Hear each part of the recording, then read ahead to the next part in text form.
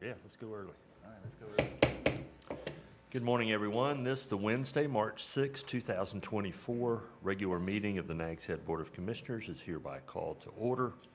If you will please join me in a moment of silence, and as you do, please remember the families and friends of the locals, the local fishermen who we lost, Charlie Griffin and Chad Dunn.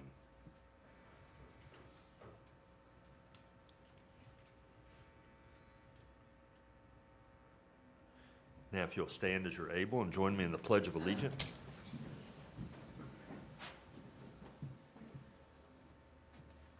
I pledge allegiance to the flag of the United States of America and to the republic for which it stands, one nation, under God, indivisible, with liberty and justice for all.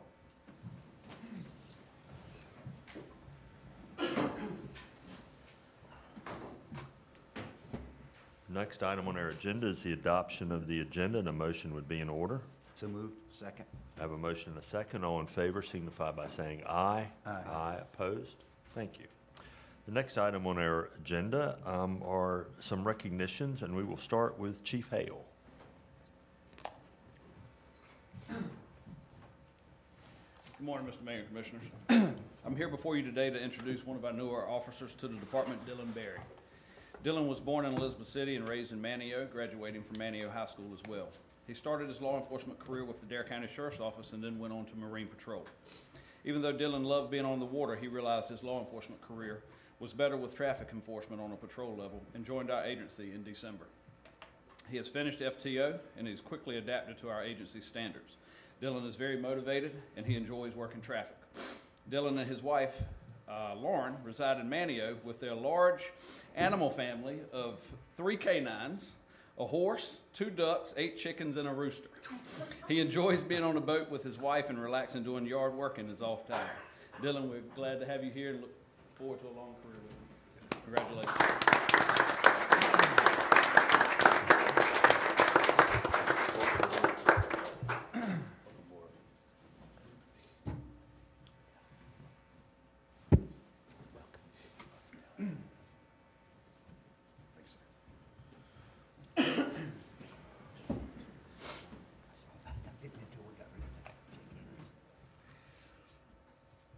Yes, sir.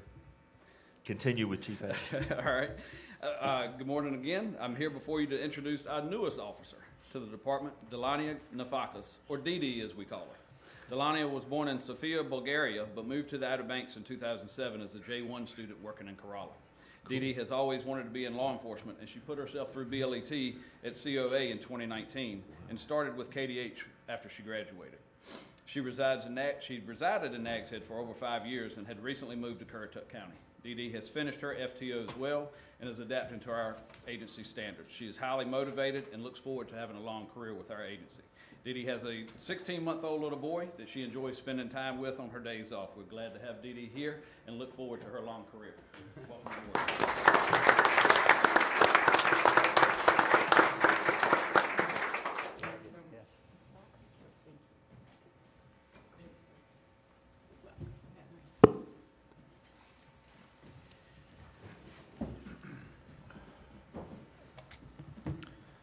Our next recognition is for 5 years of service, and I'll call Chief Wells to the podium. Good morning, Mayor and Commissioners. It is my distinct honor to introduce Engineer James Phillips, a dedicated Nags Head Fire Department member. James, or as we call him, Jimmy, began his career with the town on February 4th, 2019. Engineer Phillips has demonstrated unwavering dedication and served with distinction for 5 years, embodying the core values of our department: courage, commitment, and compassion. Engineer Phillips has consistently demonstrated bravery when confronted with challenges, be it during an emergency response or supporting his team through critical events. His steadfast dedication to the safety of our community is evident in his relentless hours he has devoted to service. Additionally, Engineer Phillips has exhibited empathy, recognizing the human aspect in each of the calls he's responded to. In addition to his solid service with Nags Head Fire Department, Engineer Phillips is a dedicated professional and a family man. Married to Allie for the past 9 years, they have 2 children, Harper and Bradley. He is the son of Brittany Phillips, our deputy town clerk, and his dad, David Phillips, deputy fire chief at Collington. Outside of work, Jimmy enjoys spending time with his family, working on diesel engines, and watching the Carolina Panthers and the Alabama Crimson Tide football teams. It is my pleasure to introduce Engineer Phillips for your recognition.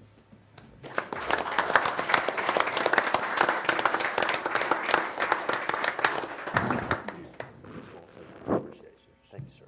Thank you, sir.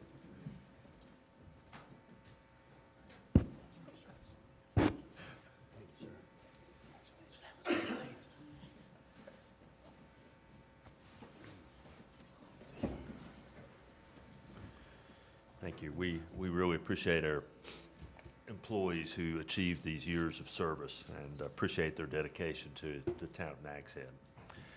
The next recognition is for 25 years of service, and I'll call Chief Hale back to the podium. Good morning again, Mr. Mayor and Commissioners. It's my pleasure to come before you today to recognize Deputy Chief Chris Montgomery for 25 years of service with the town. Chris came to Nags Head after working 2 years with the Fairfield Police Department in Connecticut. He started out as a patrol officer, and worked his way up through the ranks in patrol and served as our sergeant over Criminal Investigations Division. Chris was promoted to lieutenant in 2016 over the patrol division, and then promoted to deputy chief in the fall of 2022, and is a great asset to our department. Chris has a wealth of knowledge that he brings to us, and he is one that doesn't not put it to use. He is one of our general's instructors, as well as specializing in firearms and rapid deployment for the department. Chris handles all of our in-service training to make sure those records are in order for the annual audit by the North Carolina Training and Standards Commission. In his free time, Chris enjoys traveling to watch his daughter play soccer and spending time with his family on the boat. Chris, congratulations. Thank you for 25 years and look forward to a few more.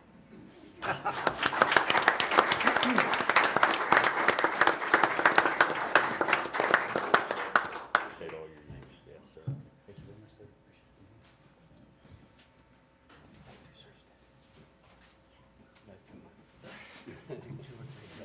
Congratulations, thank you.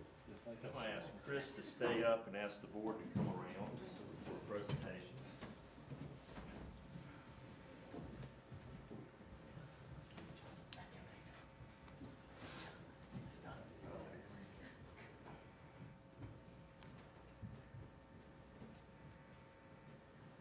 First, Chris, we have for you a 25-year service plan, which we're proud to present to you.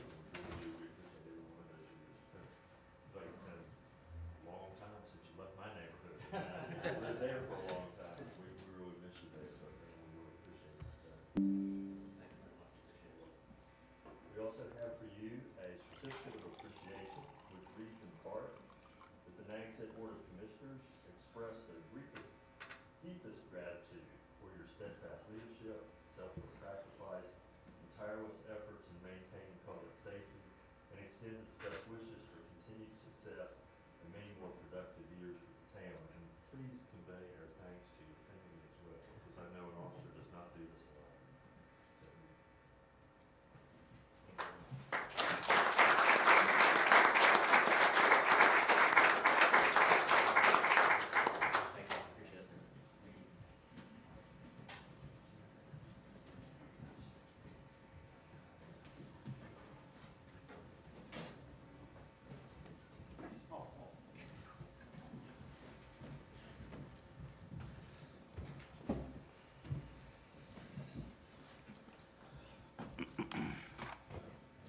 And you know, it happens with some regularity in the town of Nags Head that we get to recognize someone for 15, 20, or 25 years of service.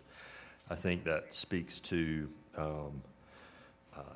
our staff, the people who join the town. It speaks to our leadership, and I think it speaks to our community and the relationship that our staff enjoy with our community here, that people stay and achieve that kind of service. Our next item on the agenda is a presentation from Arts and Culture Committee, and I will call Planning Director Wyatt to the podium. I'm actually gonna Paige Griffin. Okay. She passed it off this year. So you get me. Good morning, Mayor. Good morning, Commissioners.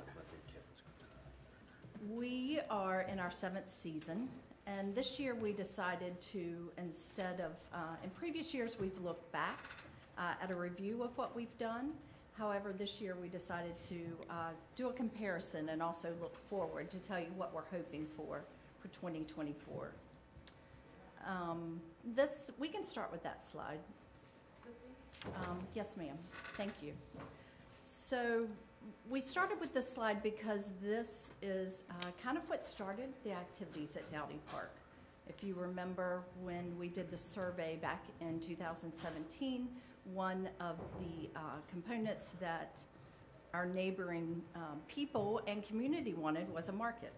And thankfully, they've supported it, and we have grown to 4 different types of markets. We obviously have the summer market, which is our most popular. They usually run 10 to 14, and they run during the summer months. This past year, we added the family fun night markets, and they are consistent with the theme that we're running for that night. The 3rd type of market we have is our holiday market, and we completed the 4th season with that this past year. It has become increasingly popular with locals and people as far as Elizabeth City. And then our winter markets, this was our 1st season for us this year. We've been running that on the 2nd Saturday, January through April. And that is primarily our food market. Next slide. The next slide gives you stats of our farmers market. This is mainly the summer and then highlights some of holiday. We had 66 vendors. If you add the old vendors, the seniority, and then the new vendors, we took 13.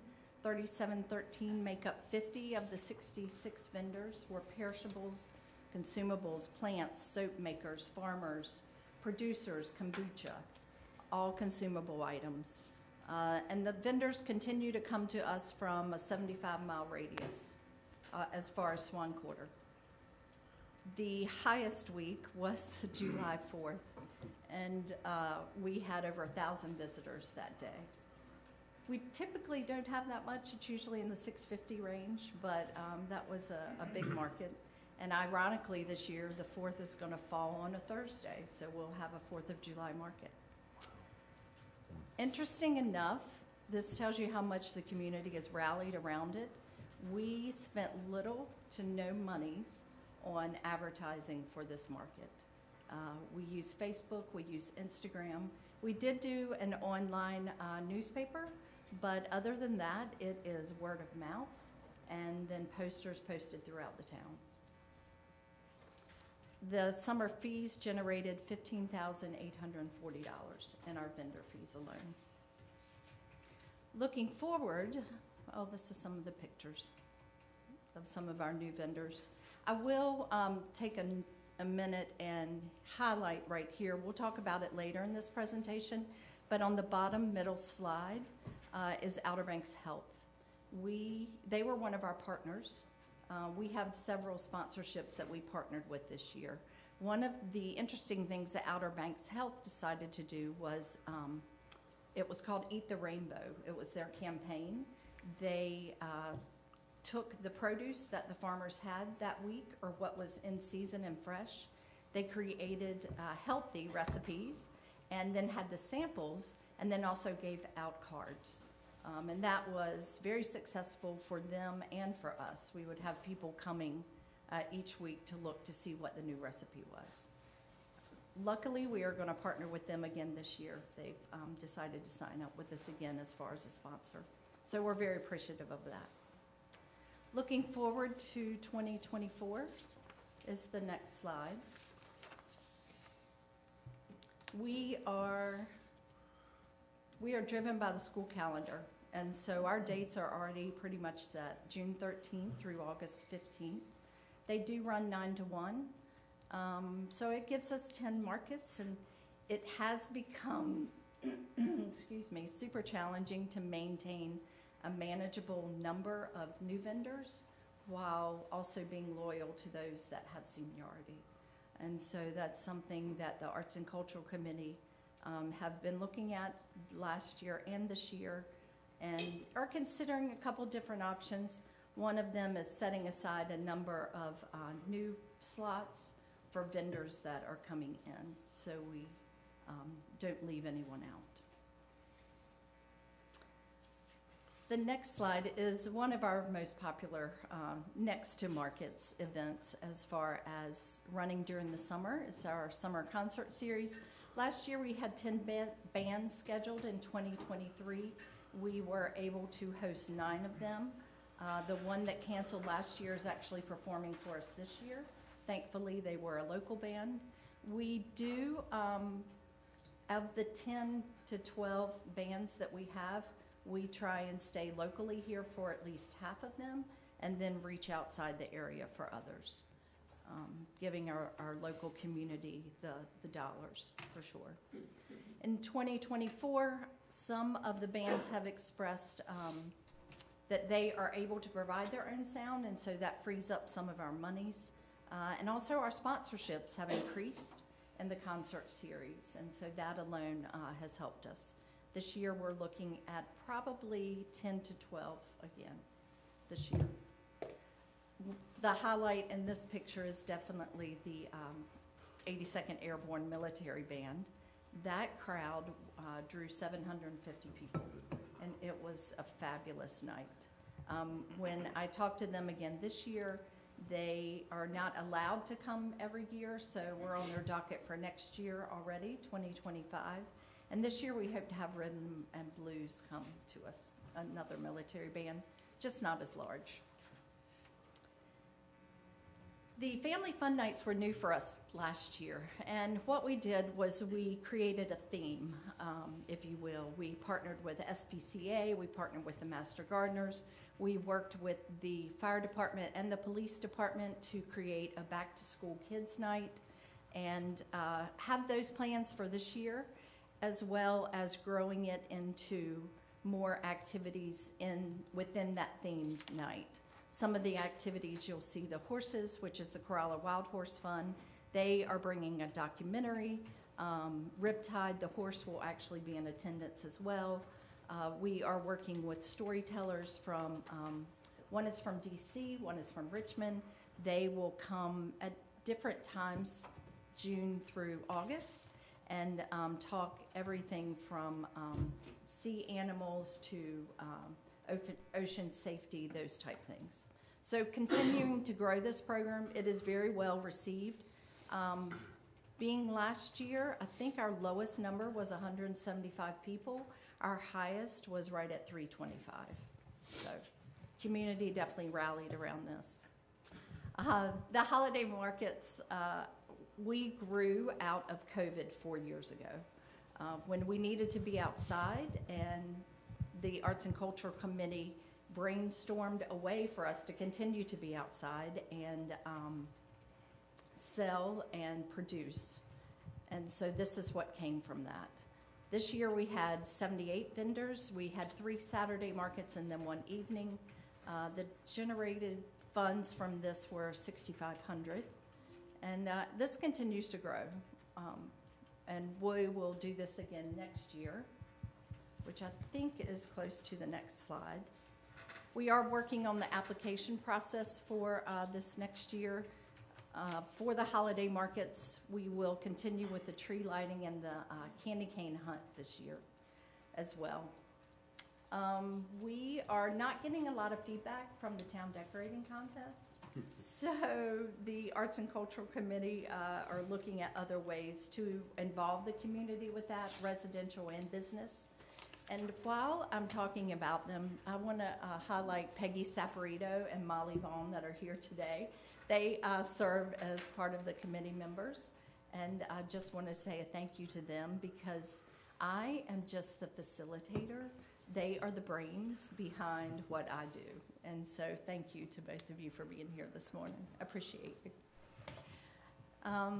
Winter markets was another brainstorming idea they had, and it has been very well received. The community has come out in full force for this. The first one was held in January, and we had maybe 8 vendors. Of those 8, 2 were sold out by 11 o'clock, and we typically run 9 to 12. This number has continued to grow, but we are really trying to keep it food only and keep it small. And so that is really the only requirement that we have for this market, that you're local, that you sell food. So, other happenings for this next year, we are continuing to host yoga, and Fitness Fridays was a brainstorm of Carrie Sanders last year. She came up with alternating Pilates core work, and people showed up for it, locals and visitors. That is going to run 10 weeks this year, thanks to Tortugas Live. That will continue to progress as far as the offerings. And we have 3 different instructors that alternate. And then we advertise what class is being offered.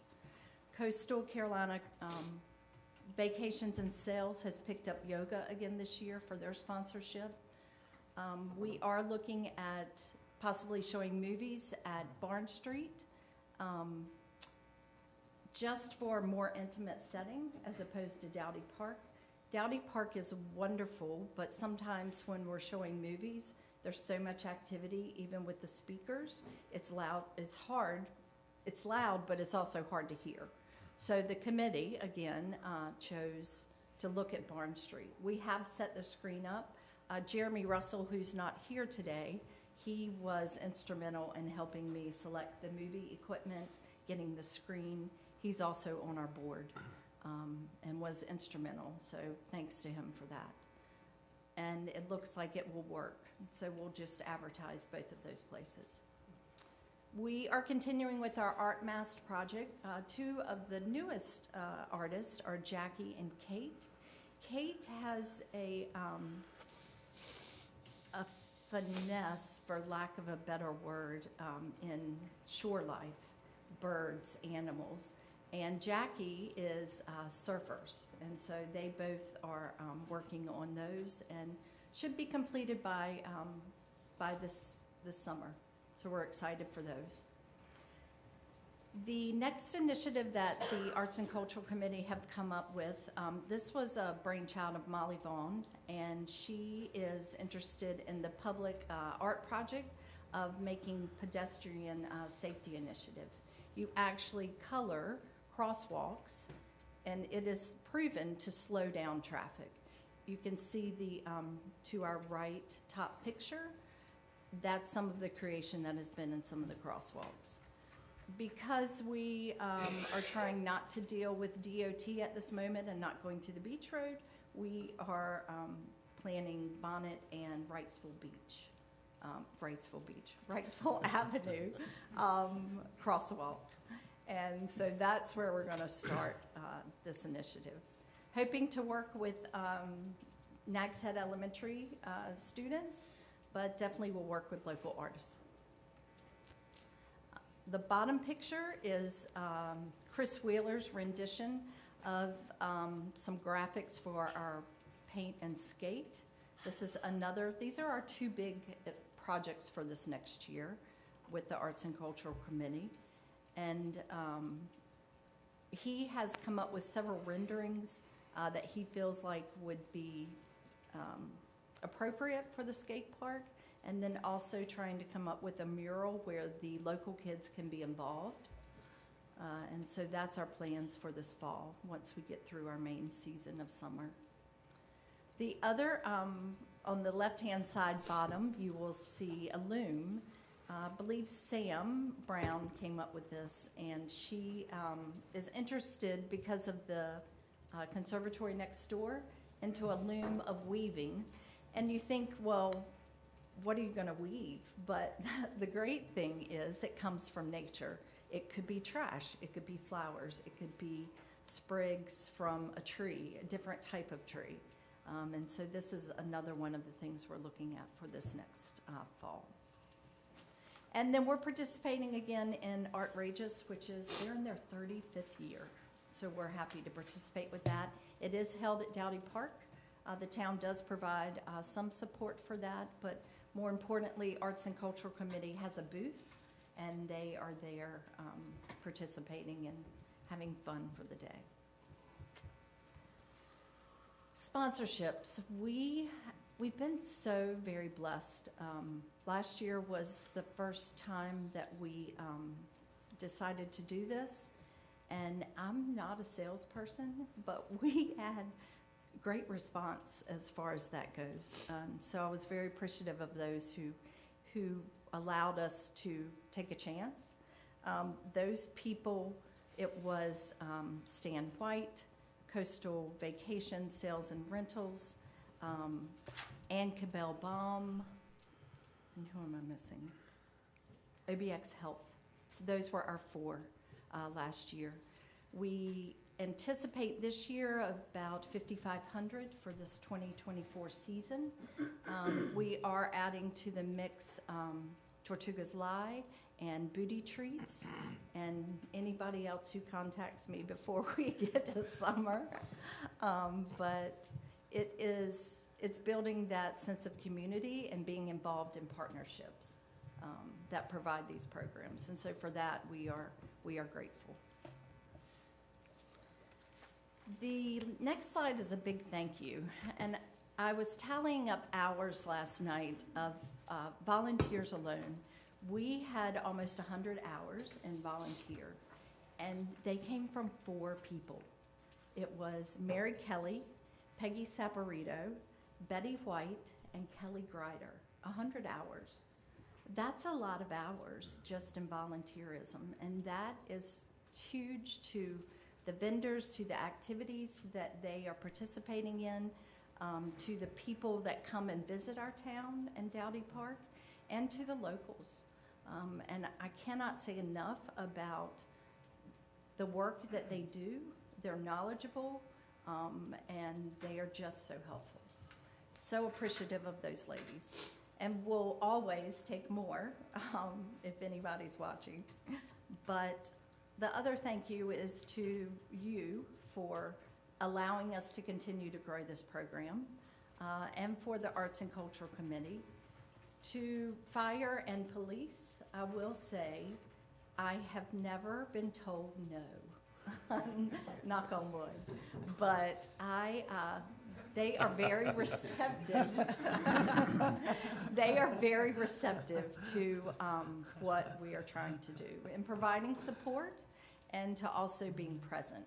And that speaks volumes as far as the community outlet that we have there.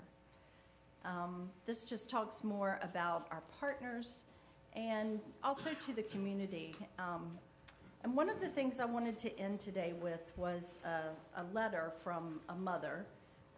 It's definitely a feel-good story, but it's a great example to me of the importance of providing opportunities within our community to serve and to work together as we continue to grow. This particular story comes from the mother of a small business. She allowed their teenage son, who was not yet driving, to run their stand. She did come to me and she asked this past year if they would be allowed to come in, drop him off, and then come out at the end of market to come back and retrieve him. And it was up to him to plan, to prep the products, to make sure he had all the marketing, to make sure he had the right bank, to make sure he packed a lunch just to be at market. And through the summer, I gotta say, I was so impressed. Not only impressed with him, because you could see him change. You could see his hair change. You could see even his dress. He went from t-shirts to a collared shirt, or from flip-flops to closed-toed shoes. Just a change in his dress, but mostly impressed with the vendors around him. And no one told him that he was new, but it was that community that comes together to help each other. He became friends with other vendors. He provided assistance and his muscle to help them when he needed. And he bloomed from this shy, very awkward teenage kid to a competent young man. By the end of the market, he was coming up with new ideas of ways that their family business could move towards. And I'm happy to report he actually surpassed his goals for his fund for his first car. So that was a yay for him. But what a great example of building community. And I think this is one of the many reasons that we as a town continue to choose and show support for these community events. It's because of these examples that our continued support from locals and from other towns even have reached out to say, hey, how did you do this? Hey, what is it that makes you different? And I'm happy to tell them it's our locals. It's our people that come, and even though they may not live here year-round, they consider themselves Nags Headers. And so for that reason, I am grateful. So I think that's all that I have. Any questions? I know it was a lot. And before I turn to questions, I want to say a couple of things. One, I appreciate the way that you and others have managed the events at the park. I look at our market, and I go to a lot of the other markets, and our market really stands out for its quality. And I know maintaining that balance is hard, and I appreciate that. I think also when we've had these reports, I at least have been remiss, others may have mentioned it, appreciating Arts and Culture Committee and the work that they put in and the ideas that they bring to this, and it all works really well. And I think citizens really could wish for no more than to have an asset that they invested in that is as well managed as Dowdy Park is. And I also want to add, before I turn it over, appreciate the effort toward Barn Street and distributing events as well. The lighting is always difficult at Dowdy Park because it's full sun, and you know that may even be better back at Barn Street because there are trees and a little bit of, so that late sun maybe you can manage a little better with the screen. So, Bob, any questions or comments? No questions. I mean, just you guys have done a tremendous job, obviously, from the amount of attendees that are coming out there. And it's a great thing for the community, and it's just, it's really good to see. And I really like the idea of the crosswalk. I've read a bunch of articles about that. I'm glad to see you guys moving forward with initiatives like that because they've proven in some cities the safety that it helps in the intersections and stuff. So yeah, thanks to you guys and to the committee and everybody. You guys have done a great job. Thank you. Mr. Brake. Thank you so much for the work, excuse me, that you do, to the help that the committee gives you, as well as the volunteers that you listed. I know it takes a lot. I see here that you are really stretched out, and maybe hopefully we can do something to help out with that in the coming year. We appreciate what you do and just the events that we have there. They're really, really nice for our residents and visitors. So thank you. Commissioner Sears. Paige, we appreciate you and the committee, and the work is outstanding, and you should see that in the county because of how many areas now are trying to replicate what you're doing. So thank you again for the work and all the new ideas. Appreciate it. Megan. I echo what everyone said. Thank you so much for all your hard work, especially the volunteers in the committee, going to the markets, just seeing how much you guys put into it. It's clearly a team effort, and it definitely shows. I recently had family down for this fall, and when we woke up on the weekend and I wanted to see what they wanted to do, they all wanted to go to Dowdy Park, and I hadn't mentioned it yet to them, so I thought it was really cool. It just shows that not just locals, but visitors, you really are touching a lot of people with it that want to go and see it, and that's really exciting to see. So thank you for all your hard work, Paige. Thank you. Thank you, Paige. Thank you, committee. Appreciate that. The next item on our agenda is public comment, and I'll turn this over to Mr. Leidy. Welcome, Mr. Leidy. Thank you, Mayor. If you're late, you don't get the handshake. Apparently not. I apologize for being late. At this time, the board welcomes members of the public to provide comment to the Board of Commissioners. This is not an opportunity for dialogue, and the board rarely responds to public comment, but it is an opportunity for people to express matters of interest or concern that they may have to the whole board. We also have a public hearing on the agenda for today. If you're here to speak at that public hearing, you can reserve your comments until that time. But if you wish to provide public comment, if you'll please start by approaching the podium, telling us who you are and where you live, and then addressing your comments to the board. And I will also let you know when your 5 minutes is about up.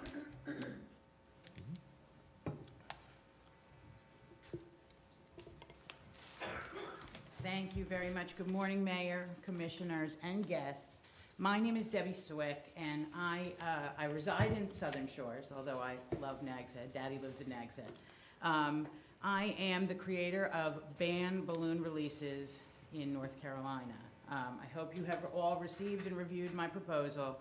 I have it in all the local municipalities. I have sent it out to all 100 counties, and I'm working with a state senator.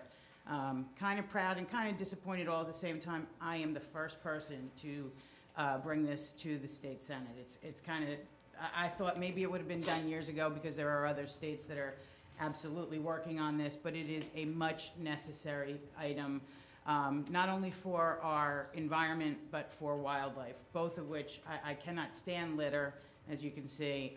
I can't stand litter and I love the wildlife, so those are the driving forces. I have in my proposal 4 components that I ask you to consider. I know wholeheartedly how very difficult it is to enforce an ordinance about releasing balloons. I ask you to consider when somebody tosses a piece of cardboard or a soda bottle onto the ground, it is litter, and an officer or a town council member or whoever will address it. The litter is removed. That balloon, because it is filled with a lighter than air gas, be it nitrous or helium, if it is released and there is nothing to prohibit that, it is gone. And from our coastal areas, it's going to travel, and it's going to travel out into the oceans, and it is going to travel about 1,300 miles, and it's going to do damage. This balloon was picked up in Duck last week, and as you can see, all the color is worn off, and it floats, and it looks like food, and these animals are dying. They're dying, they're having horrible injuries. We just lost another whale this morning. I just got the call that we have another dead whale in Kerala. And those majestic animals shouldn't be, I'm not saying it was a balloon yet, but we shouldn't be losing animals to human impact at all. I have got the support of NEST, Southern Shore Civic Association, the Community Appearance Committee of Kill Devil Hills, Dunes of Dare, Outer Banks Women's Club, the North Carolina Beach Buggy Association, and the National Park Service and the aquarium, as much as they are able to do. I have just gained support of the Outer Banks Association of Realtors, and their 1,000 members are no longer allowed to use balloons to advertise open houses. Left unattended, these strings will fray, they will take off. Sometimes they break them off at the end of the night. But an accidental release is just as dangerous as a purposeful release. There's alternatives to it. There are still people that release balloons in memorial purposes, and those do damage. They are strangling sea turtles. They're being ingested by whales. We all remember that baby whale that died in November down in Wrightsville Beach. So I ask you to consider endorsing these as ordinances, as difficult as it is, and as much as it falls underneath the litter ordinances that are already in place. Your town is magnificent. I am in awe every time I drive to see Daddy, how very clean you keep it. And not every place does that. Back in December at the whale that beached itself at Jeanette's Pier, I picked up a balloon myself, had an identification on it, and I Googled it. It came here from 760 miles away from Birmingham, Alabama. Proud to say I contacted that real estate company, which is massive, and they too have decided from Alabama to no longer permit balloons. There's baby steps that are being taken. I am educating everywhere I can. I've been on the news and the radio and interviews for newspapers, and I speak at organizations and will continue to do so and encourage you to do the same. But an ordinance, I believe people are deterred when they hear, hey, you can't do that, it's against the law. There's always going to be those that don't follow the letter of the law. We know that. But at least if you have some backbone to it, it is separate from litter and it is connected to litter, but it does need its special attention. So I thank you very much for your support, and I will hope to hear from you soon. Thank you. Thank you, Ms. Swick. Anybody else wish to comment to the board? If not, at this time, we will conclude the public comment session. Thank you. That brings us to the consent agenda, and it's my understanding there's an item that needs some discussion, so I'll ask for a motion. Mr. Mayor, I'd like to make a motion that we approve as presented with the exception of number 8. If we could have number 8 pulled for further discussion, please. Second. Thank you. I have a motion and a second. All those in favor signify by saying aye. Aye. Aye. Opposed? All right, and I will take the prerogative as mayor, if I may, to go ahead and let's address item E8 at this point on the agenda. Thank you, Mayor. Town Manager, I think there's a small group of people in our community that don't understand how this program operates. I'm in full support of it. I think it's a great program. I think it helps us out on the beach road during the summertime. I was just wondering if you could give us an overview of the program and how it is funded. Okay, sure, no problem. So this is our cart rollback program, and it's something we started about 3 years ago to address issues we were having on the beach road with carts being left out, carts not being pulled out at the right time or pulled back at the right time. And ultimately what that results in is overflowing trash because they're not able to utilize the actual capacity we provide of 2 pickups a week. The carts end up blowing into the roadway if left out, and it's unsightly to see all the carts alongside the road the entire week. So we came up with this program to initiate cart rollback. So what happens is between the months of May and the end of October, we hire a company that will come and bring the carts from the home all the way to the street the night before collection, and then the morning of collection, they'll come back, pull it all the way back to the home, and they do that twice a week. So that's 4 collections per home per week. And so that happens over the course of 6 months. And we do charge a fee for the service, which is charged directly to the owner who receives the service. It's not funded through the general tax base. It's funded by the owners who receive the service. It applies to properties that are on the beach road who have driveways that actually front on the beach road on South Virginia Deer Trail or on Old Oregon Inlet Road. Those are the properties that we identified as being the most problematic, especially for the carts being blown into the road or onto the multi-use paths. It has worked really well. We've received a lot of positive comments. Obviously, no program is perfect, but I think most of us can agree when we drive down the beach road on Monday during the middle of the day, what we used to see was a line of carts the entire way, and now we see a clean, visually unimpaired multi-use path and beach road. So we have received a lot of comments, especially from the property managers, which we've been meeting with regularly. They really appreciate the service.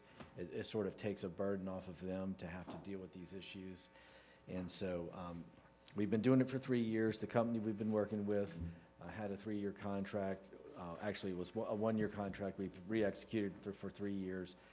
They've asked for an increase in the cost, and that's what we're coming to you about, as well as we want you to approve the contract beyond the end of this fiscal year through the summer season, which would run until the end of October. And because the contract goes beyond the end of this fiscal year, the money hasn't been budgeted yet, so we need board approval for that. And that's the primary reason we're asking you for this. The fees we collect, we're not proposing to increase those at all. So we're just asking for an increase in the contract amount, but not the fees that are charged to the owners themselves. And so I hope that explains. It does, and we're not subsidizing that at all. Those fees collected pay for the service. Not at all. The fees pay for the entire cost of the contract. I appreciate his explanation. Again, I understood it, but I think there was some misinformation out in the community. And hearing that, if there's no further discussion, I'll make a motion that we approve as presented. Okay, I have a motion. Is there a second? Is there further discussion on that item? Hearing none, all in favor signify by saying aye. Aye. Aye. Opposed? All right, great. Thank you. Thank you for Thank you, that Andy. clarification. That brings us next to item F, public hearings. And this is a public hearing on a text amendment, and I will turn it back over to Mr. Leidy and to Deputy Planning Director Costello. Thank you, Mr. Mayor. At this time, we will open the public hearing to consider text amendments to the Unified Development Ordinance that would remove the use of restaurant drive-through.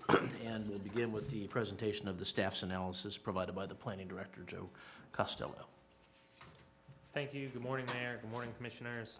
At the January 3rd meeting, the board directed staff to initiate a text amendment process that would remove the use of drive-through restaurants from the UDO.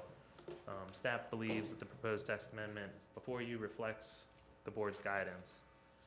Currently, drive-through restaurants are only allowed within our C2 General Commercial Zoning District, as well as our Village Special Development District. The Village Property Owners Association met and reviewed the proposed text amendment and were supportive of removing the use from the UDO.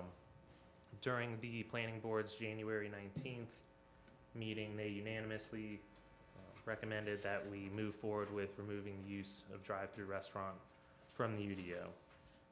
Just as a note, that this text amendment would only remove the use of drive-through restaurant. It would not pertain to other uses such as pharmacies or banks that may or may not have drive-throughs.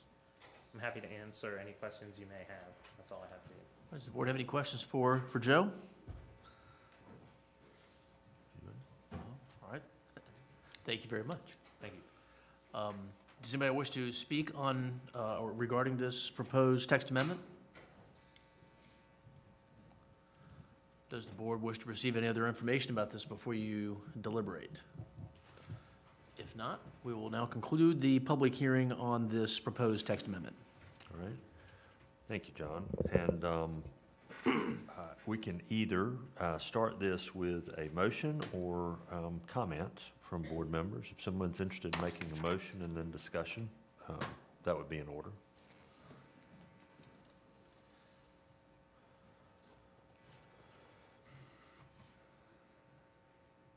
Maybe not. I'm due to start at this end, so Commissioner Lambert. I support this text amendment. When we talked about it in January, when I think about the character of Nags Head and the long-term vision for Nags Head, I don't see drive-throughs in that. And when I looked at our community survey, I see a lot of comments that talk about preserving the character of Nags Head.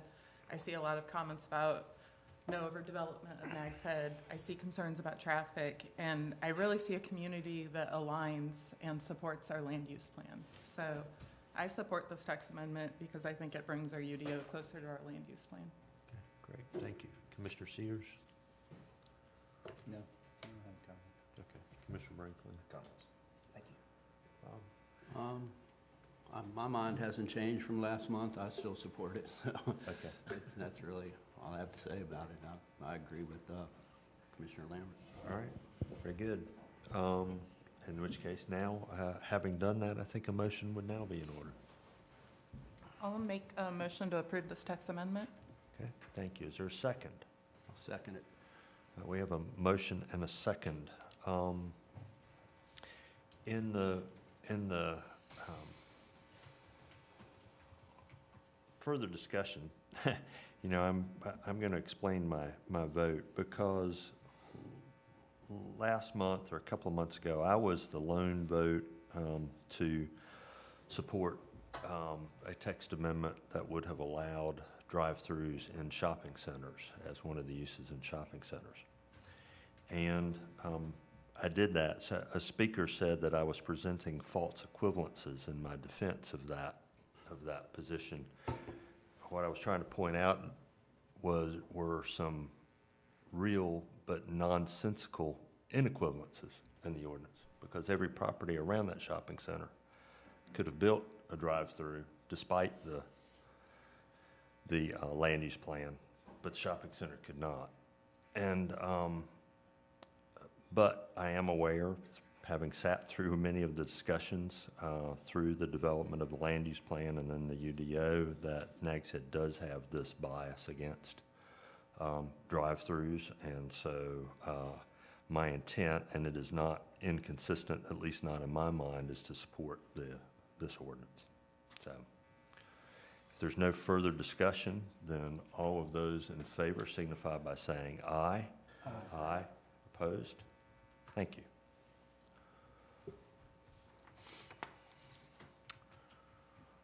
The next item on our agenda are reports and recommendations from the Planning Board and the Planning and Development Director, Director Wyatt.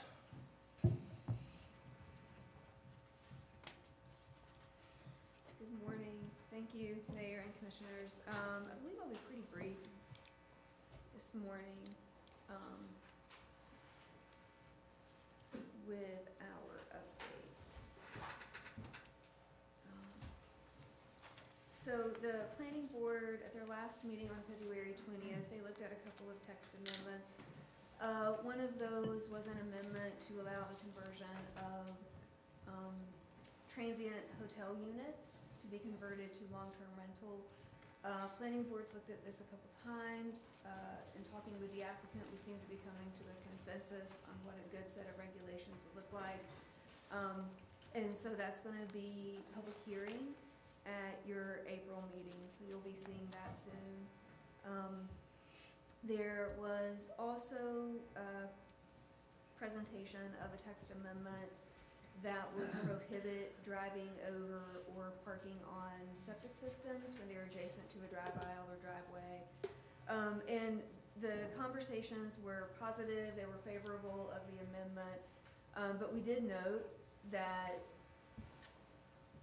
if adopted as is, the amendment would be affecting properties that really don't already have a problem with parking on their septic field. And so maybe we can keep this one on track, but also look at another alternative, which may be just expressly prohibiting parking on your septic field in the town code.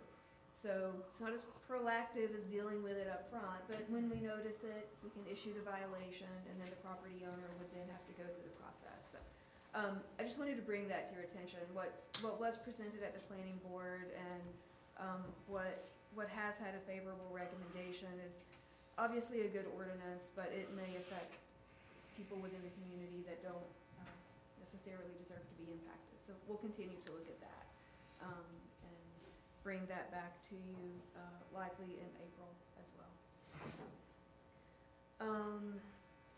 The planning board had asked that that the planning department provide sort of a GIS map of protected buffers in the town.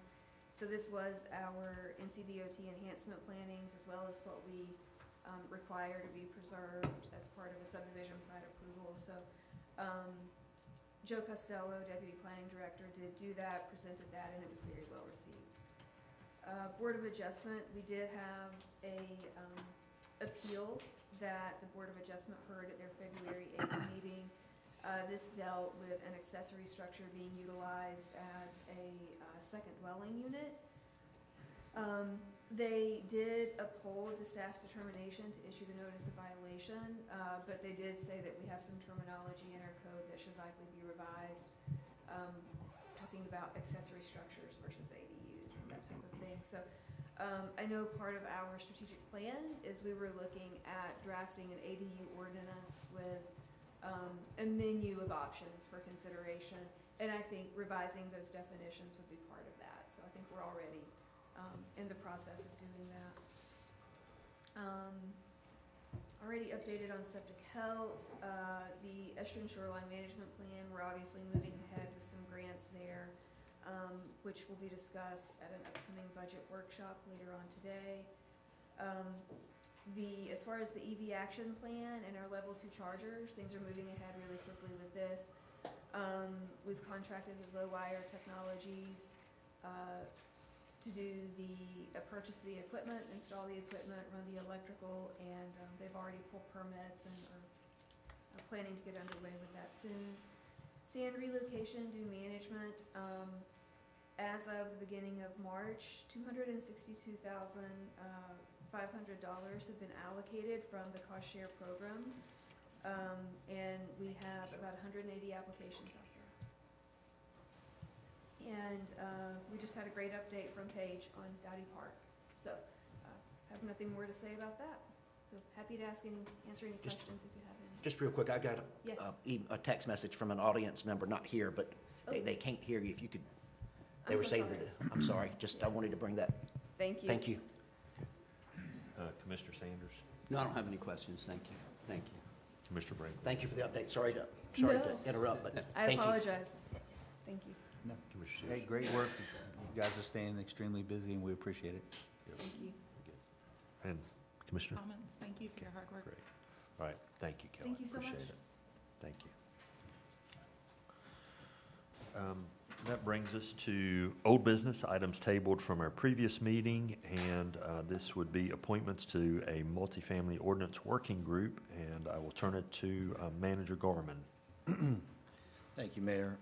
So last month, the Planning Department and the Planning Board presented an ordinance that would reinstate multifamily as a use in the town code.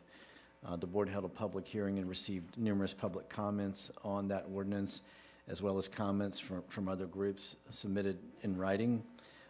There were some concerns about the ordinance in terms of some provisions that may make the ordinance overly burdensome. The board had a discussion about it and decided to try and flesh out what those issues would be through the use of a working group that would involve some of the folks that expressed concerns, as well as members of the Planning Board and the Board of Commissioners, as well as others. The board asked staff to make a recommendation on the composition of this committee, as well as a charge.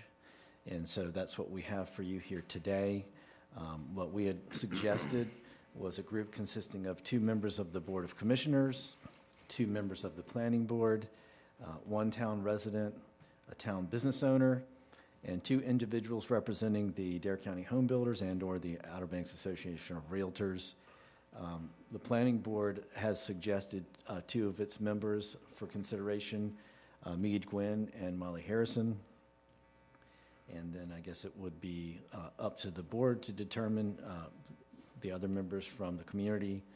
The committee charge, which has been drafted on the screen, would be suggested as follows: to consider the draft multifamily ordinance written by the Planning Board.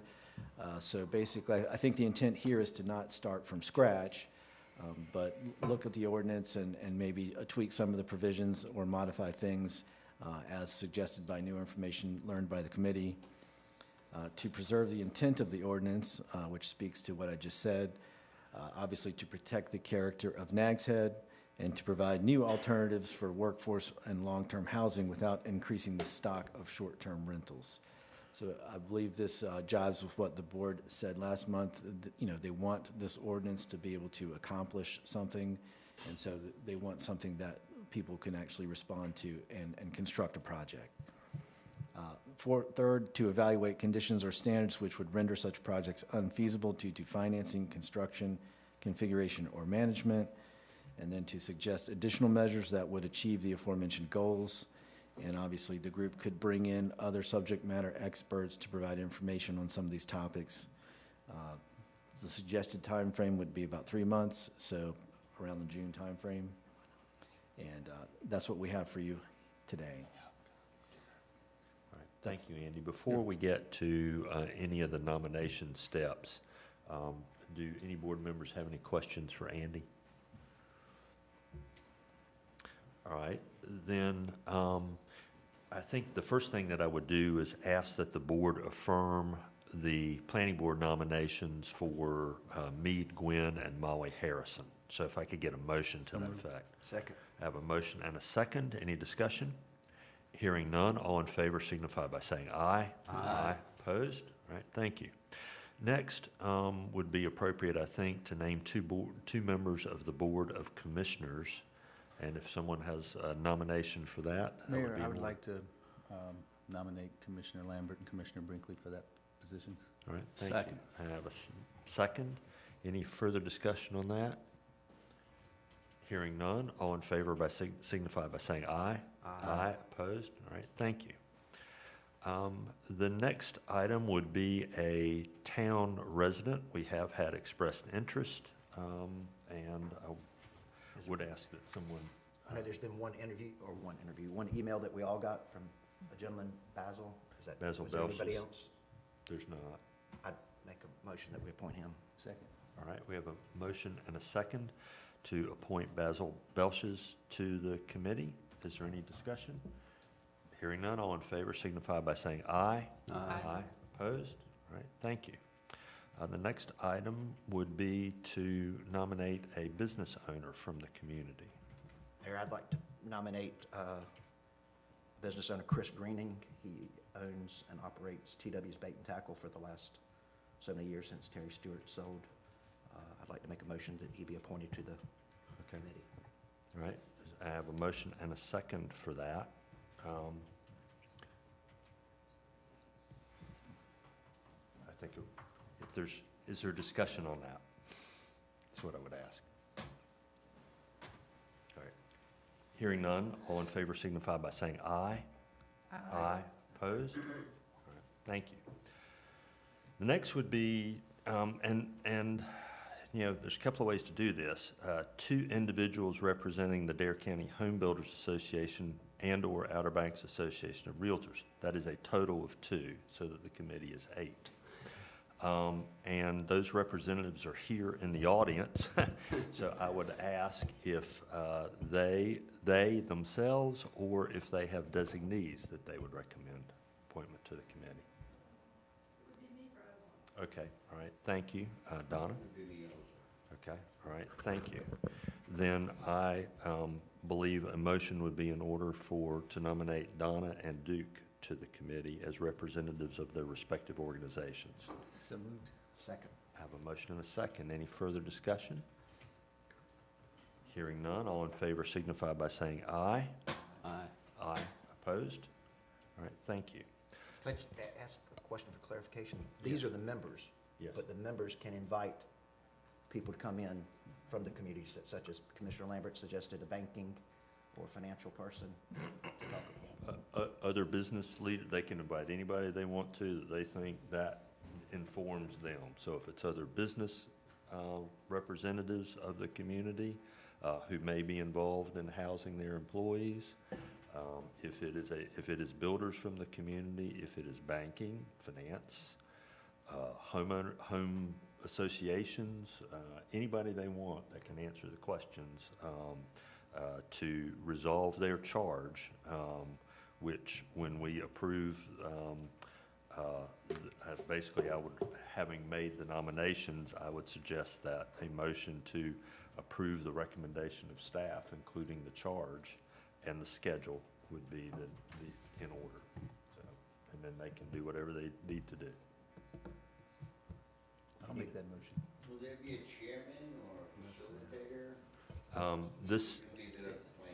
If I may, and just for the public, the question from Mr. Garrity, who is now a member of the committee, is about election of a chair or how the committee will run itself. This committee will be staffed by the town staff. So you'll have the manager, and I would say probably the planning director to some degree at your disposal to help you work through this process. And if you find you need a chair, then I would suggest that you nominate and elect a chair. I suspect that won't be necessary. Okay, all right, thank you. All right, then I think a motion to accept the staff recommendation, including the charge, would be in order. So moved. Second. I have a motion and a second. Any further discussion? Hearing, I would like to say before that, you know, my stand anyways is the planning board took on an enormous project in rewriting the multiple family ordinance. And at which time, they had a lot of hurdles to do. They came up with a great idea, great ordinance to some aspects, but in other aspects, it was an undevelopable ordinance. So what we're trying to do with this committee, I feel personally, I don't know about the board's feeling, is please everybody, or at least the majority of someone, so we can have function in the ordinance. So I hope that our planning board understands that we appreciate their work and their efforts, and I hope that we can work towards a unified goal on what multifamily should look like under the Nags Head seal. Thanks. very good, thank you. Anything else? Having a motion and a second, and having heard discussion, all in favor signify by saying aye. Aye. Opposed? All right, thank you. That brings us next to consideration of text amendments regarding the Ocean Rescue Flag System, and that would be Chief Wells.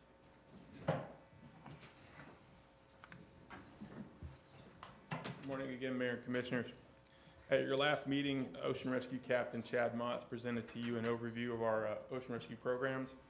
And one of the items that he was discussing was changing the beach warning flag system to a double red flag system that is recognized nationally and internationally. For the most part, there was very few comments about it, other than some supportive comments. One of the things that we were asked to do was work with Town Council Leidy to firm up the language in that.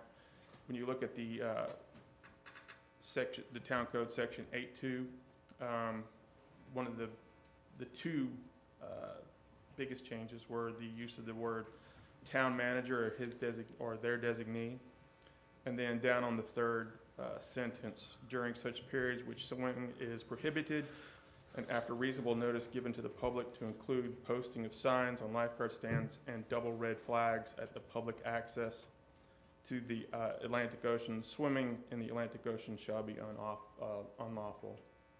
And that is the gist of the change. Staff worked with Attorney Leidy to firm up the language, and we're looking for some support to get this changed. Okay. All right. Thank you. Questions for the chief? Start on this end. Commissioner Lambert, I don't have any questions. Commissioner Sears, No questions, Chief. Franklin. It may have been in Chad's presentation to us, but you mentioned nationally and internationally. Is this same flag system used locally here in Dare County throughout the county?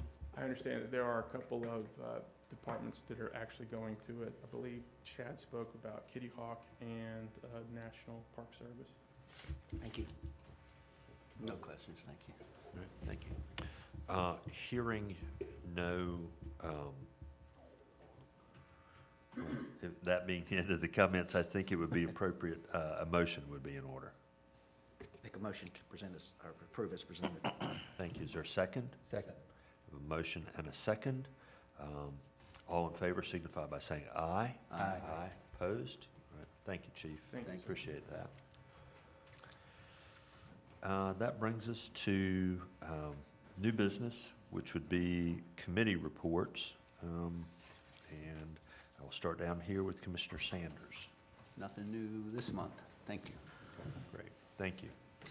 Mr. Brinkley. Jeanette's Pier, we got an update from Mike Rimmage. You know, I was out the last meeting with COVID. His update was 2023 was the weakest visitation in 10 years, minus the COVID pandemic year. He attributed that May and June having not very good weather, and July and August, he said the fishing was not that good. They do have some maintenance projects. They're doing roof replacement. It's a joint shared cost share program with CSI and Jeanette's Pier sharing the costs. This will allow more scientific equipment and weather monitoring stuff to go on the roof, which is exciting. They also have a project, wildlife-friendly lighting, that's being done. They're also exploring, and I think we'll go ahead and proceed with replacing the existing wooding pier deck with concrete planks that are stamped in a wood grain, which is made in North Carolina. So, which is good. Something that's going to last a little bit longer. And then they hired some additional educational folks to assist with the spring field trips. Okay. What are they doing with the wind turbines? We have not had an update on the wind turbine, but if you will allow me to contact Mike and at our next meeting or by email to all the board members, I'll give you an update. Okay, that would be great. Thank you. Appreciate that. Mr. Sears? The Housing Committee didn't meet, task force didn't meet due to untimely events. And I think, I'm not sure if Andy got the news or not, we were granted by the Tourism Board an extension on our grant that was issued last year. So that's all I have. Very good. Thank you. Commissioner Lambert? We did meet for the Government Education Access Channel Committee this month. I'll be presenting the budget in a little bit. So I'll wait until then for that. But the one thing I did want to talk about that I failed to mention at the last meeting was the channel recently released a septic health video for Dare County. I don't know if anyone's had a chance to look at it, but I thought it was really cool because it's something that Nags has taken very seriously, and to see that for Dare County, the first thing in the video it says is most people aren't aware they have a septic system, and that's something we've said a lot in Nags Head, and I think it's going to help other towns taken more of an interest in it and also help our program have more momentum. So I was excited to see that. That's good. I'll ask Roberta, have we, that video speaks to many of the issues that we talk about in our septic health. Have we linked that video on our channels of social media? Not yet. Okay, thank you. Okay, thank you. Good. All right, thank you. You were ahead of me. I just thought I'd ask. All right, thank you very much. Thank you, Commissioner. That brings us to consideration of committee appointments, and we have two, one being the Dangerous Animal Appeal Board, and the second being the Albemarle Regional Planning Organization, the Rural Transportation Coordination Committee. So let's take those in order. The first being the dangerous animal, and we do have a couple of names. I regret saying that I do not know those folks. Mayor, Bobby Gentry and Marvin Demers would like to be reappointed. Okay, all right, very good. If that is a motion, then I would ask for a second. Second. I have a motion and a second, and that is to reappoint Bobby Gentry and Marvin Demers to the Dangerous Animal Appeal Board. Any discussion? Hearing none, all in favor signify by saying aye. Aye. Aye, opposed? All right, thank you. And then the next item is our appointment to the Albemarle Regional Planning Organization. Thank you. Yes, sir. Excuse me, Mayor. Yes. There are two vacancies on the Animal Appeal Board in addition to reappointing Marvin and Bobby. Okay. Yep, my apologies. So we do have two vacancies, and I think we have two names that were in our packet. So I guess I would ask the board if they are prepared, and I'm going to say this probably doesn't have to happen at this meeting if we want to investigate these folks, or if we, to talk to these folks at least, or to consider others, but I'll just leave it up to the board. If someone's interested in making a motion to fill one or more vacancies with one or both of these folks. If they're willing to serve, I'm willing to nominate. Okay, all right, very good. Right, I'll nominate Corey McNeely and Robert Snyder Right. to the Dangerous Animal Appeal Board. Second. Very good. I have a motion and a second. Any further discussion? Hearing none, all in favor signify by saying aye. Aye. Opposed? All right, thank you. All right, now the ARPO. I'll nominate Joe Costello. Okay. All right, is there a second? Second. I have a motion and a second to nominate Mr. Costello to the committee. Mr. Costello willing to serve? Yes. Okay, all right. Thank you.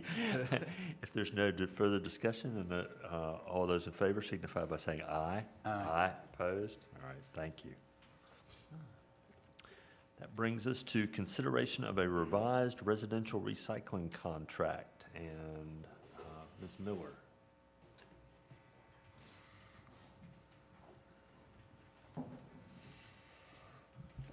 Good morning, Mayor and Commissioners. Today, I would like to ask you all to take some action for consideration of our subscription residential curbside recycling service. Currently, TFC performs this service for the town, and the contract is over in May.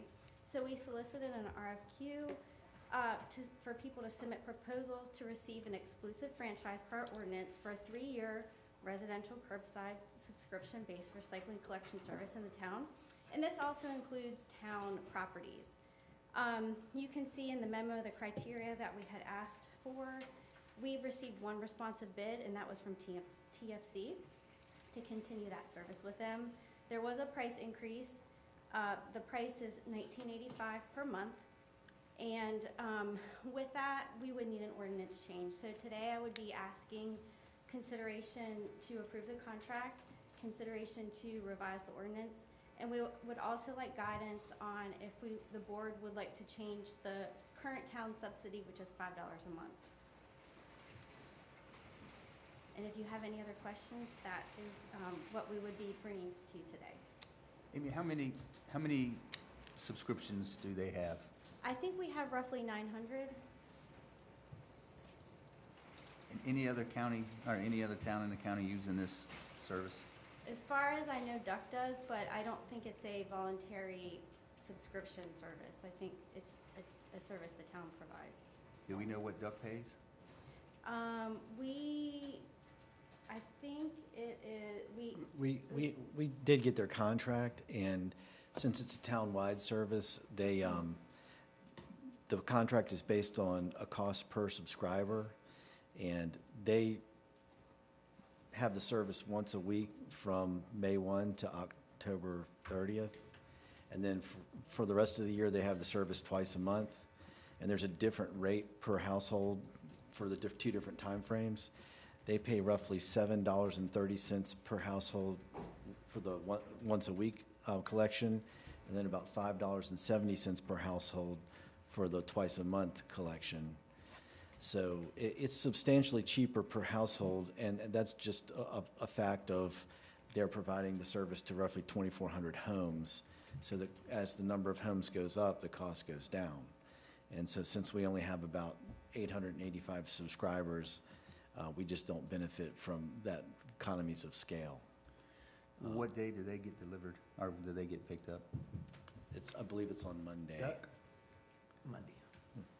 So technically, they've got 3,400 or 3,285 people that are, Thought it was 2,400. well, total, they're picking up 4,000 people, right? Between us and them.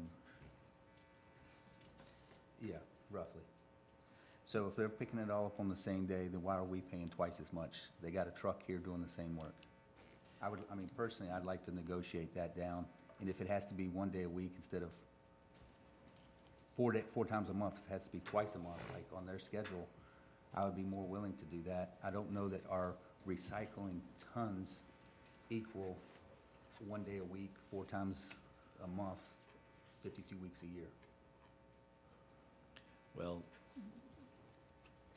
I guess the town is paying a subsidy, but the property owners are paying the fee in Duck. I mean, in Nags Head, not the town. Currently, we're paying $5 a month, a subsidy, and then the property owner's paying the rest. It's roughly $10.33 per month. You know, looking at I think the reason Duck does once every other week in the off-season is fairly obvious. In the summertime, it would be difficult to have a once every other month with weekly rentals. But Duck has weekly rentals as well. Correct. You know, so I don't want to be the bigger town paying the majority of the money, and I don't feel that if 1/3 of our residents are receiving this treatment, even though they're paying 2/3 of the cost share, that we should continue to look at this as a tax burden. I know we want to offer the service, and that's great, and the services in town are also showing up in comments by folks about the beauty of the town.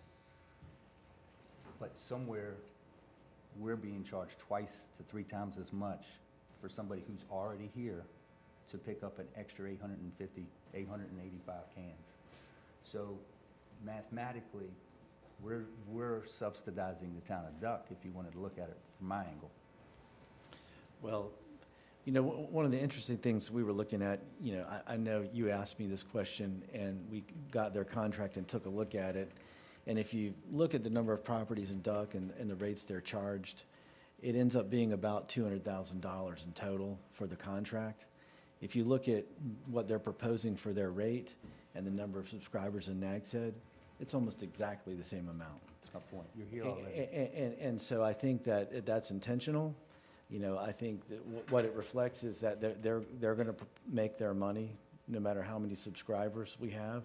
I mean, there's a certain amount of money they need to make in order to offer the service, and that's what's reflected in their bid.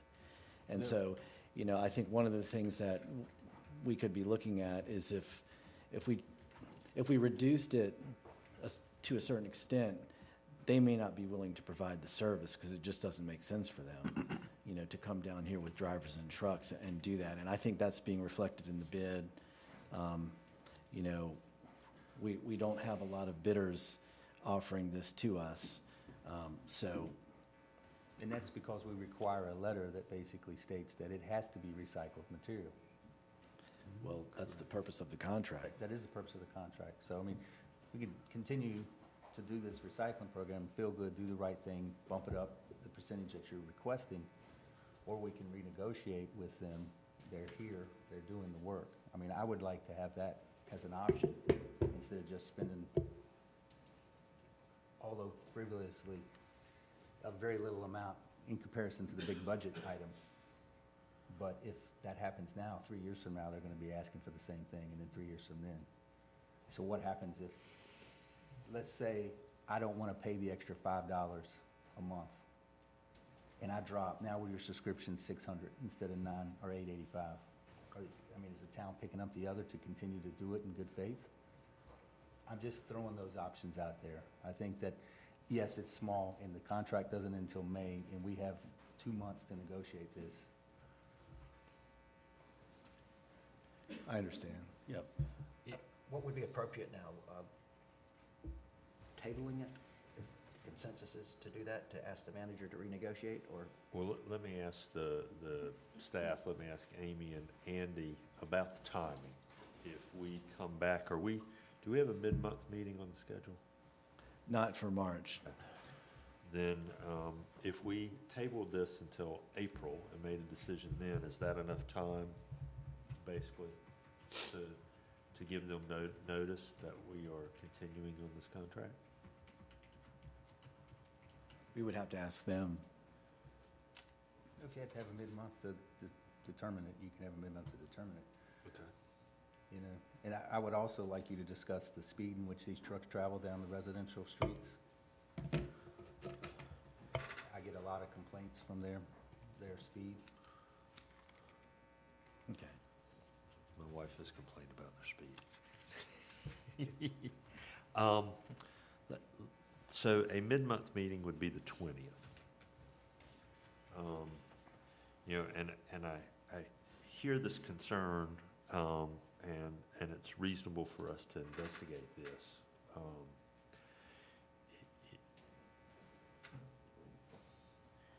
And if we can do that and bring it back to a mid-month meeting and make a decision, then I'm in favor of doing that. I mean, I appreciate the concern about the cost to the town. Right now, we have by and large folks who are happy with the program, and it's not costing us a lot of money to support that program.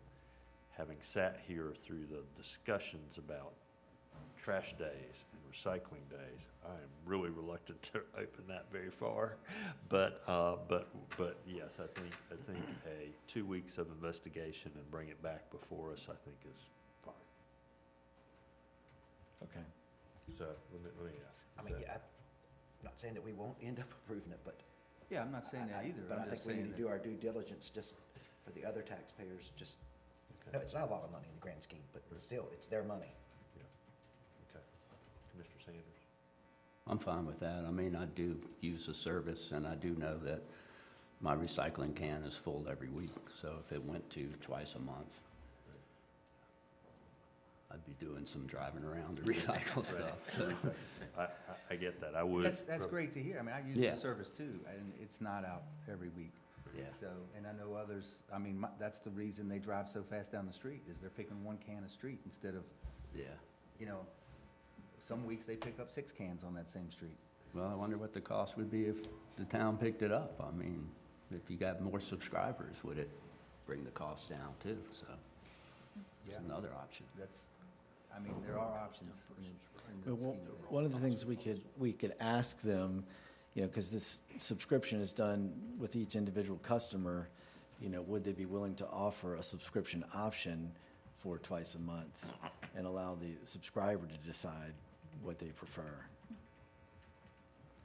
And then look at what the cost would be per month for that particular option. And I don't know if they'd be willing to do that or not, but it's something we could certainly ask them. And so you'd leave it up to the subscriber to decide, you know, what kind of service level they want. That makes the route a little bit more complicated, but It does. Well, they're running every street now, so it's not gonna make it any more difficult. But that's certainly something we could ask them, and then, you know, they could tell us what the rate would be if, you know, a subscriber wanted to go down to twice a month. Okay. All right. Let's do ask that. Commissioner Lambert? Okay. All right. Then I think the motion would be to table to a mid-month meeting, which would be March the 20th. That's a motion, I'll second. Okay. And do we know that it has to be done before the April 1st meeting? I don't know that, but my sense is 30 days before the start of the contract feels tight to me. I agree. And in the absence of bidders, you know, I don't want us to be in a position where we lose the program because of 2 weeks, so. All right. Then we have a motion and a second, and all in favor signify by saying aye. Aye. Aye. Opposed? All right, thank you. Thanks. Thank you.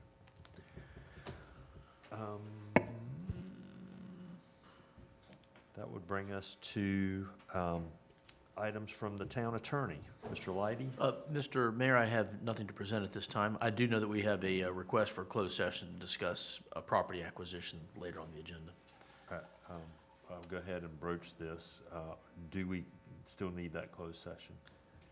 No, we do not. Okay. Thank you. Then that brings us to an update on the public services facility. David?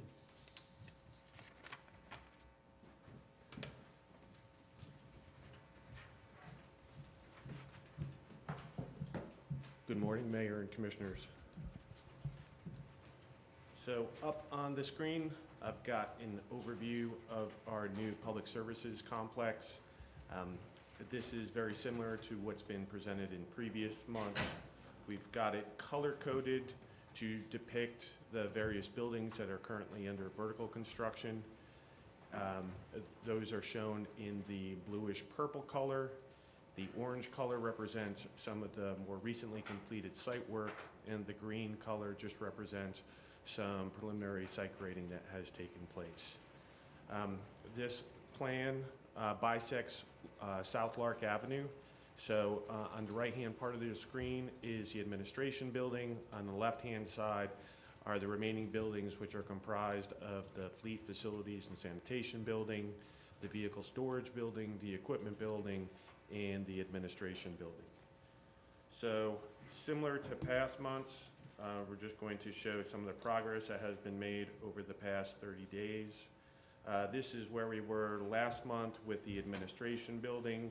On the exterior, there was some prep work for the siding that was taking place at that time. This was taken yesterday. You can see some of the siding is in place, as well as the canopy over the storefront. Other work that has recently taken place, this is a shot of the septic system that just went in here within the past week. And on the interior, a lot of the work is still focused on the plumbing, mechanical, and electrical above ceiling trim out. And other work that is taking place are some of the utility connections. This is Piedmont Natural Gas, which is establishing the gas service for the administration building. There's been a lot of utility work that has been taking place.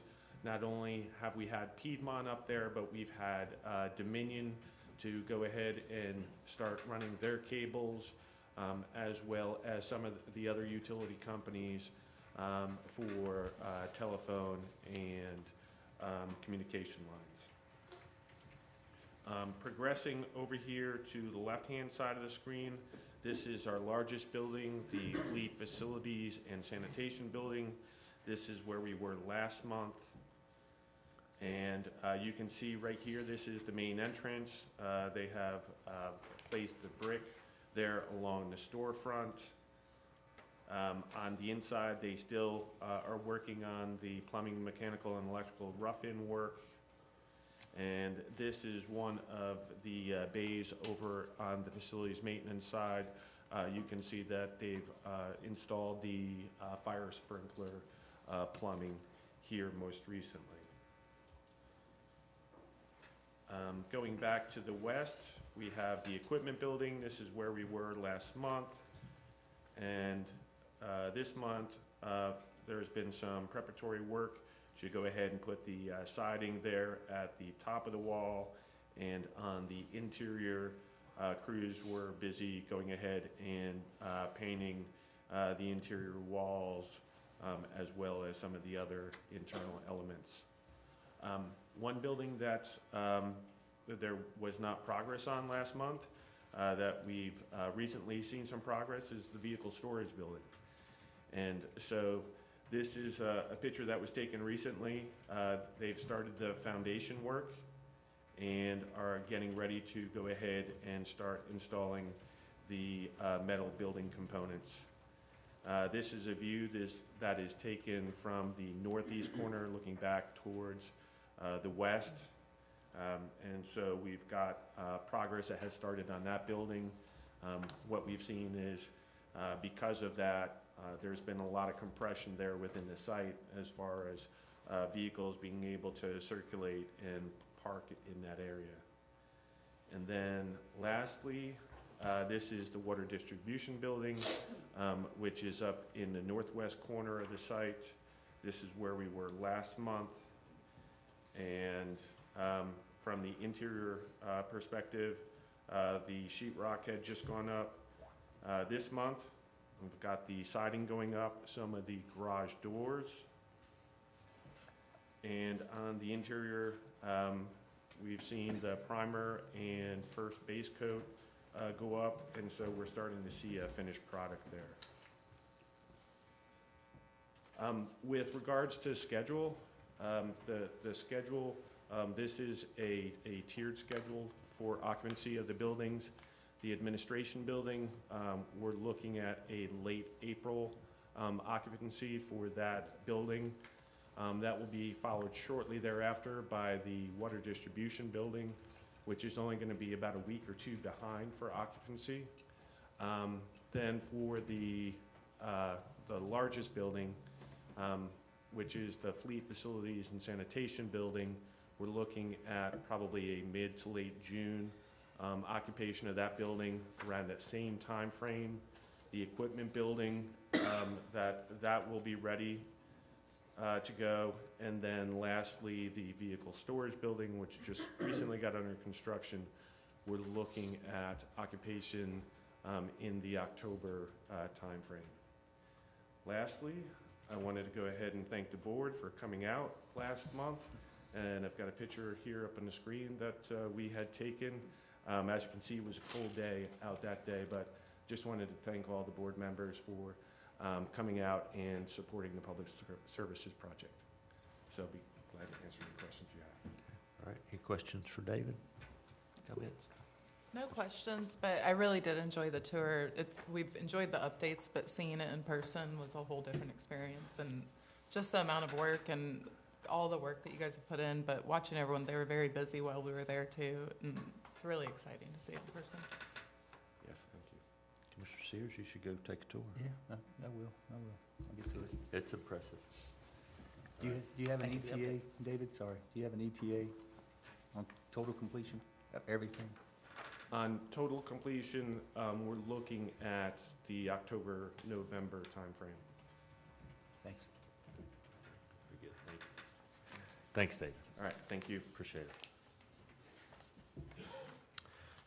That brings us now to our Board of Commissioners agenda, and Commissioner Lambert with the consideration of the Government Access Channel budget. Thank you, Mayor Cahoon. What we have in front of us is a 24-25 Government Education Access Channel proposed budget. This budget has already been approved by the committee, but it needs to be approved by each individual member. hopefully everyone's had a chance to take a look at it, but if there's any questions, I'd be happy to answer them to the best of my ability, and if not, I would like to make a motion to approve. All right, thank you. Any questions from Commissioner Lambert? Second. All right, we have a second. Appreciate your service on this committee. Thank you, and appreciate the work that they are doing. If there's no further discussion, then all in favor signify by saying aye. Aye. Opposed? All right, thank you. Continuing with our commissioner's agenda, Commissioner Sears, anything else on your agenda today? No, nothing at this time. Mr. Brinkley? If I could just have just a couple of minutes and ask Chief Hale to come to the podium, please. Yes, sir. Chief Hale? Good morning. Morning. I've Yes, sir. noticed while traveling that some of our license plate readers have been installed. Yes, sir. There was some information going around on Facebook, of course, because you know if it's on there, it's got to be true, but I Absolutely. wonder if we could just clear up some stuff about the license plate readers. Is there anybody monitoring these tags? Is it live? Are they sitting there watching these cars go by to see who's in it, what plate it is, whether they're wearing their seatbelt? No, sir. It's not a live picture from those cameras. They take still photos as they go by. In a series up to 7 pictures can be captured, but it's no live view or. So it's not checking to see if anybody owes any back taxes? No, sir. It doesn't read anything. It's only a still picture that's It's gathered. online. So, Not checking to see if they have a driver's license or if they have insurance, expired registration, none of that? No, sir. I haven't seen any of those comments, but I can only imagine. They do not read anything. It does not read the tag, does not get into your vehicle's operating system. It does not know if you need an oil change or tire needs air or anything of that nature. It only takes a still picture. We're not monitoring it. We can't monitor it. They're not live views.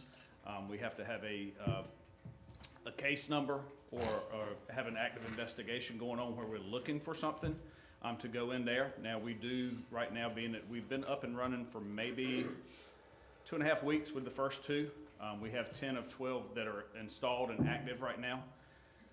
We are running some tests on those to make sure that our officers know how to use it. We have the policy in place that they have to do this. We have to submit an annual report to, I believe it goes to the legislature, of how many tag reads we do have, how many cases they're tied to. If anything is over 90 days, which Flock automatically deletes those after 90 days, if we were to want to keep a record or photo of that tag after 90 days, we have to have a search warrant in place. If we don't, we're in violation and can lose the program to even be charged by having that data without that search warrant. So we have 10 of 12 that are up right now. I can tell you that within the first 2 weeks that they've been running, up 2 weeks or so, 2.5 weeks maybe, we've had 2 successful investigations from it. Our narcotics agent that is assigned to the task force and also HSI have been purchasing cocaine from a gentleman from Wake County that comes and delivers his cocaine here to build a case. They have purchased just over 4.5 ounces of cocaine from him. They thought he was supposed to be coming, got information coming. They entered his tag into our system. He hit at 12:43. We had him in custody within a mile after he passed that license plate reader. We also had another gentleman that hired somebody he knew, brought him here to do some work, gave him a vehicle. Gentleman decided to take his paycheck, I guess, and leave with the vehicle. He called to report it stolen. It hit on the 8th Street camera. We knew he was headed out of town. Then we also logged into other camera systems and found him in Louisiana, and he's been charged accordingly as well. So we've seen positive results from it so far. But no, they're not live read. They can't tell anything about your tags, your driver's license, or anything. So 2 successful cases, both obviously felony cases, and not because of someone not paying their taxes or their registration being out. No, So sir. I just, They can't I clock you do it- I'm speeding, not they trying to be can't catch you facetious. running a red light, they can't do anything. I want to make sure the right information is out there, that the technology that we're using is for, for solving crime, not for trying to watch over somebody in their movements. Yes, sir. We've got a little bit more to do than sit there and watch that all day, if you could, but you can't even log in and look at it live. Thank you, sir. Yes, sir. Thank you, Mayor. Thank you. Appreciate you clarifying that. Commissioner Sanders? No, anything, thank you. Okay, all right, thank you. I wouldn't want to follow that. I wouldn't want to follow Right. that either. That's good.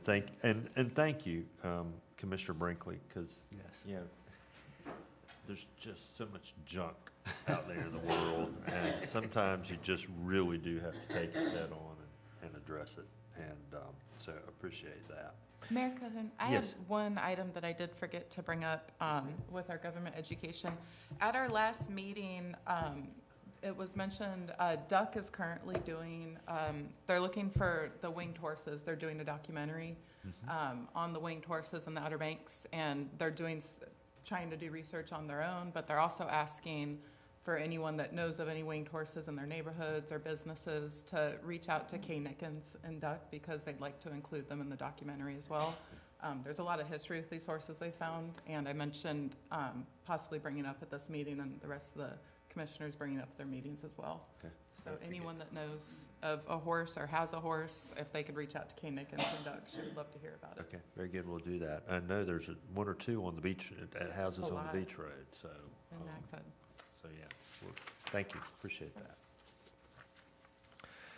The next item is the mayor's agenda, and there was a resolution passed by Dare County on Monday regarding the changes to the rules for wastewater treatment systems. We would like to address that. I do not have the text of that resolution. Oh, it's on the board. Thank you. I'm not going to read this, but I believe this was provided to all of the commissioners. You, I think, are aware, and you may have heard from neighbors and others, that there were some changes to the rules that have made it difficult on some of our residents and some of our business owners. I have spoken with one septic business here in town who pointed out some of the issues that are ongoing with this. To use their words, this is a mess, and some changes. Apparently, there are numerous changes to the rules already being proposed. The county, I believe, is asking the legislature to intervene in this to try to clean this up. And so having seen the resolution, and if you can scroll up to the resolved part, that the Nags Head Commissioners request that the General Assembly modify these chapters in the short session by clarifying that the rules adopted are not to be retroactive, including for malfunctions, and that our environmental health specialists, who are county employees, have unrestricted best professional judgment to address the on-site wastewater systems and malfunctions for any system for which operating permits, certificates of completion, et cetera, have been approved prior to 1/1/24. Having seen that, a motion would be in order. I'll make that motion. Second. A motion and a second. Any further discussion? Hearing none, all in favor signify by saying aye. Aye. Aye. Opposed? All right, thank you. We determined that we did not need a closed session. Is there other business to come before the board before our workshop?